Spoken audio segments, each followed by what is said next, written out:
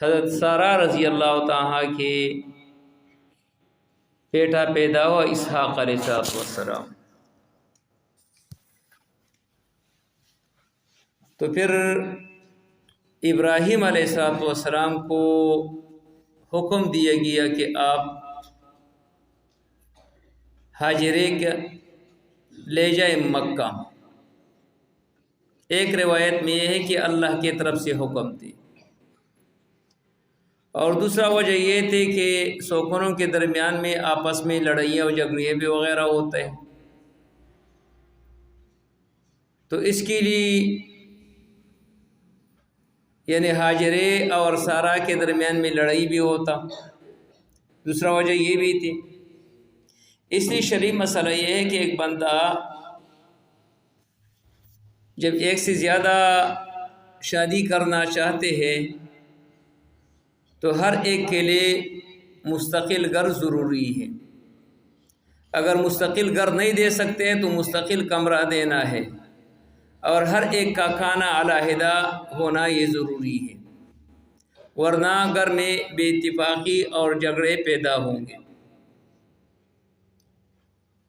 اس لیے رسول اللہ صلی اللہ علیہ وسلم کی جتنی بھی شادی ہوئی تو ہر ایک کے گھر علیحدہ تھے اور ہر ایک کا کھانا علیحدہ تھے۔ تو لڑائی اس لیے پیدا ہوتی ہے کہ جب گھر ایک ہی ہے اور کھانا ہر ایک کو ایک گھر سے دی جاتے ہیں تو اس بنا پر وہ لڑائی پیدا ہوتا ہے۔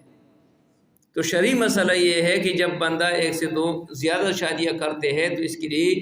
مستقل رہائش اس پر لازمی ہے۔ تو جب حضرت ہاجرہ رضی اللہ تعالی مکہ لے گئے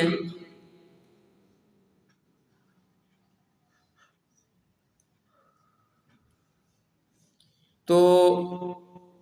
جب ایک ایسے جگہ جو جہاں پر نہ پانی ہے نہ کوئی زراعت ہے، کیونکہ یہ مکہ آج کل تو یہ نظر نہیں آتے ہیں، لیکن پہلے زمانے میں باقاعدہ یہ جو بیت اللہ ہے یہ بالکل ایک وادی میں ہے، دو پہاڑوں کے درمیان میں تھے، اور یہ دو پہاڑوں میں سے جو درمیان میں جو وادی ہے اونچی جگہ میں یہ بنے ہوئے تھے۔ بسا اوقات کبھی کبھار جب پانی آ جاتے یعنی سیلاب آتے تو سیلاب کی وجہ سے یہ بیت اللہ یہ پانی کی وجہ سے یہ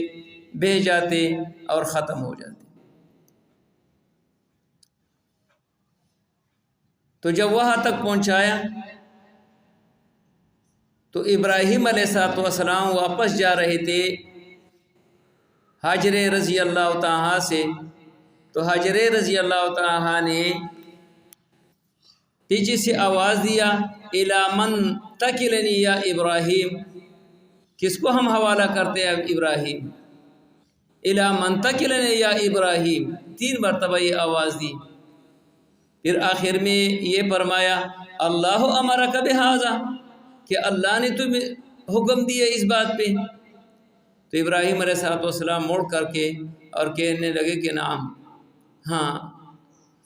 تو چونکہ ہاجرہ رضی اللہ تعالیٰ کی تربیت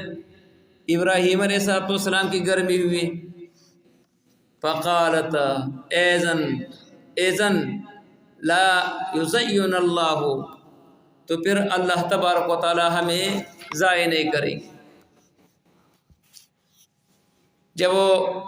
ابراہیم علیہ السلام اسی چوٹی سے تھوڑا آگے بڑھے، آگے یعنی ہاجرہ رضی اللہ تعالیٰ سے جب پناہ ہوئے تو دوبارہ بیت اللہ کی طرف مڑ کر کے اور 3 دعائیں کیا۔ ان میں سے ایک یہ دعا کیا کہ اے اللہ اسی بیت اللہ کو، اس علاقے کو شہر بنا دی، اور دوسرا وَارْزُقْ أَهْلَهُ مِنَ الثَّمَرَاتِ،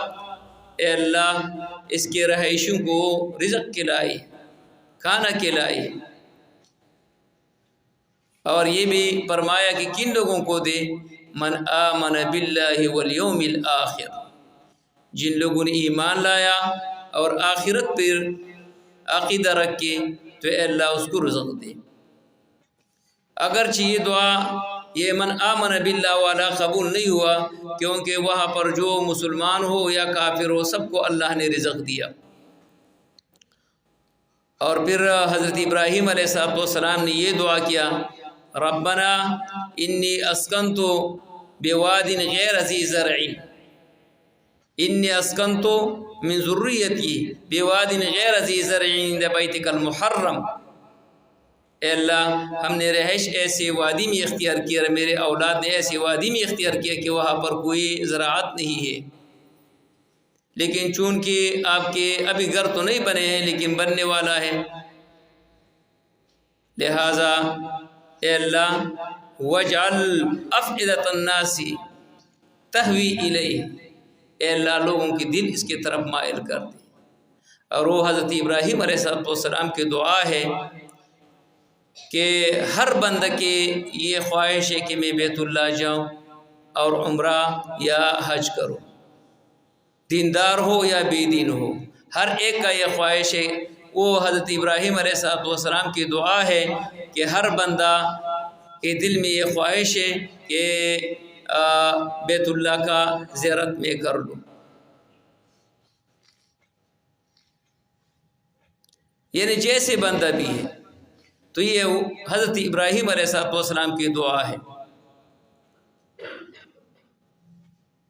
پھر حضرت ابراہیم علیہ السلام فلسطین چلے گئے۔ جب فلسطین چلے گئے تو ہاجرہ رضی اللہ تعالیٰ کے پاس جتنے وہ خوراک تھے، کھجور اور پانی تھے، وہ تو ختم ہوئے، اور چونکہ اسماعیل علیہ السلام دودھ پی رہے تھے تو دودھ بھی اس کی پستانوں میں وہ خشک ہو گئی، تو لہٰذا اس نے اسی دوران میں صفا اور مروہ کے درمیان میں وہ تلاش کیا کہ ہو سکتے کہ کوئی قافلہ آیا ہو تو میں اس سے اس بچے کے لیے کوئی کھانے وغیرہ کھانے پینے کا وہ انتظام کر لوں۔ تو چونکہ یہ صفا اور مروہ دو پہاڑ تھے اور درمیان والا یہ وادی تھی، تو اس میں یہ سعی کیا نے 7 مرتبہ اس نے دوڑے، تو اچانک ایک آواز آئی۔ جب آواز اس نے سنی تو خود اپنے آپ کو کہا سہ، خاموش رہے، کوئی وہ آواز دے رہے۔ تو دوبارہ جب اس نے آواز جبریل امین نے، تو حاجر رضی اللہ تعالیٰ نے جواب میں کہا قد اسمعت ان کان عندک غواث، میں آپ کی سنتے ہو، اگر آپ کے پاس کوئی مدد ہے تو میرے مدد کر۔ تو جبریل امین نے اسے جگہ اپنے پر کے ذریعے سے مارا تو پانی پھوٹ پڑے وہاں سے۔ یہ بات غلط ہے کہ اسماعیل علیہ السلام کے پاؤں کے مارنے کی وجہ سے پانی نکلے، نہیں، یہ جبریل امین کے پر کے ذریعے سے صحیح احادیث میں یہ ہے کہ یہ جبریل امین کے پر کے ذریعے سے یہ پانی نکلے۔ اور اس پانی کے بارے میں رسول اللہ صلی اللہ علیہ وسلم فرماتے اگر کوئی کھانے والا کہ بھوک لگے ہے تو وہ پی لیتے ہیں تو اس کا بھوک دور کر لیتے ہیں، اگر کسی کے ذہن کمزور ہے اور ذہن تیز کرنے کے لیے یہ پانی پی لیتے ہیں تو اس کا ذہن تیز ہو جاتے ہیں، اگر بیمار دور کرنے کے لیے یہ پانی پی لیتے ہیں تو اس کا یہ بیماری دور کر لیتے ہیں۔ یعنی جو بھی آپ کے دل میں جو مقصد ہے اس کے لیے آپ پی لیتے ہیں تو رب العالمین وہ پوری کر لیتے ہیں، اس پانی میں یہ اثر ہے۔ اور اس پر باقاعدگی کے ساتھ تجربہ بھی ہوا کہ یہ پانی جتنے سال وہ بوتل میں موجود ہو تو یہ خراب نہیں ہوتا ہے، جتنے سال ایک بوتل بھی میں موجود ہو تو اس پر کوئی گندگی یعنی کوئی جراثیم وغیرہ اس کو نہیں لگتے، یہ ایسی بہترین قسم کے پانی ہے۔ تو اسی دوران میں بنو جرہم جو یمن سے آئے تھے، یہ کیوں آئے تو انشاءاللہ العزیز اس پہ اگلے مرتبہ